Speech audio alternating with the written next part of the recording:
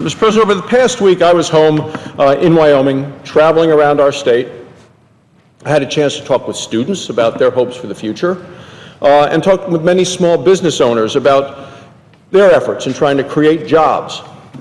Now, the people of Wyoming, they work hard, and they take seriously the Western values of family and community.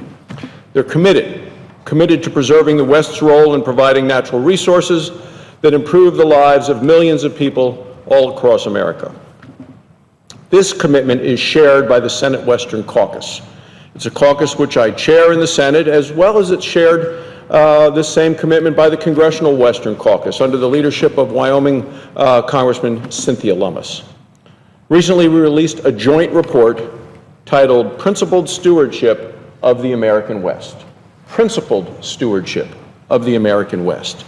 This new report has details about specific things that we should be doing right here in Congress, specific things that Washington should let the people in the West do for themselves. The whole report is available on my website, barrasso.senate.gov. Now, I want to talk about 4 specific principles that guide the work of the Western Caucus, principles that we talk about in this very report. These principles are based on the idea that the people who live on the land are the best stewards of the land.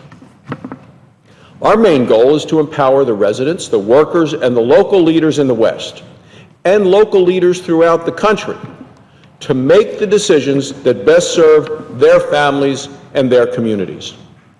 These principles stand in stark contrast to the failed approach that Washington has taken far too long. The first principle in our report has to do with energy. The members of the Western Caucus are united. We will promote access to our nation's abundant, affordable, secure, diverse, and reliable energy and mineral resources. That means increasing energy security for the United States. Now, we can do that by producing more energy responsibly right here at home. It also means opening up access to international markets so we can help the energy security of our allies as well. The second principle that we talk about in Principled Stewardship of the American West, that second principle in the report focuses on environmental stewardship. In the West, we try very seriously, and we take very seriously, our commitment to ensuring the health of the land, of the wildlife, and of the environment. Thousands of people are working across the West to protect our communities. These are people who live in the West, not bureaucrats in Washington, D.C. Nobody is better qualified than the people who actually walk the land and breathe the air that they're trying to protect. Our report encourages locally led conservation partnerships to build on the work being done by people who rely on the health and the safety of the land. This means making sure that regulators base their decisions on science, not on personal ideology, and that their work is done out in the open. On this front, I'll be introducing legislation to stop the Environmental Protection Agency's takeover of the waters of the United States.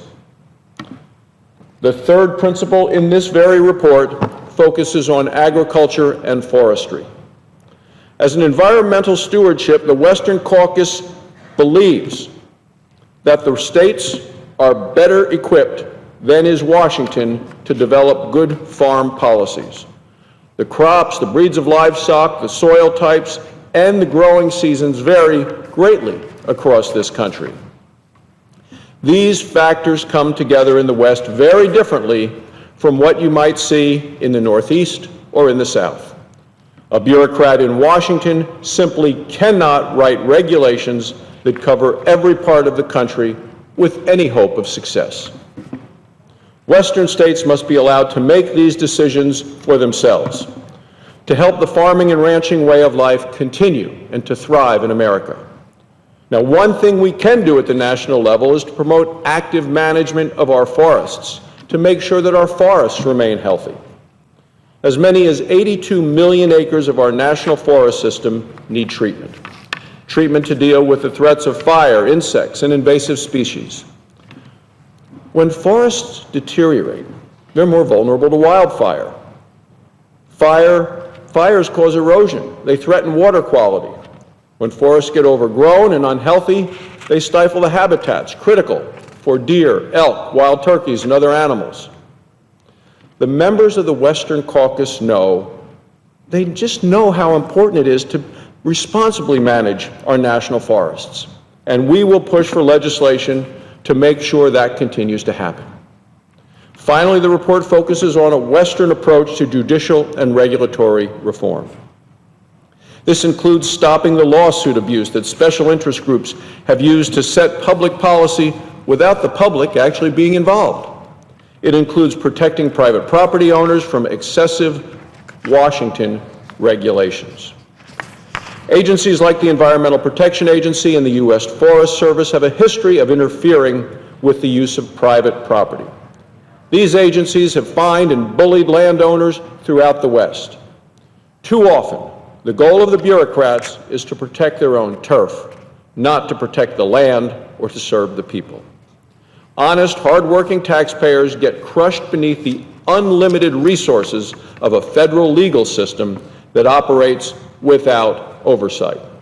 The Western Caucus favors conservation through local cooperation and partnership, not through intimidation and an attitude that Washington knows best.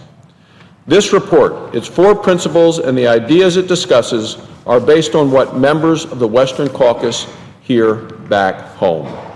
These are the things I hear from people as I travel around Wyoming. These principles promote responsible energy, food, and timber production while preserving what makes the West a unique place in America. Last year, more than 10 million people from around the world visited Wyoming. They're drawn by its beauty, its natural splendor. The people of Wyoming and all Western states know that they have a responsibility to manage and protect the land and waters in a way that allows all of us to enjoy them. The goal of the Senate and Congressional Western Caucus is to preserve and protect everything that is special about the West, so that families who have lived there for generations can continue to live there for generations in the future. Thank you, Mr. President. I yield the floor.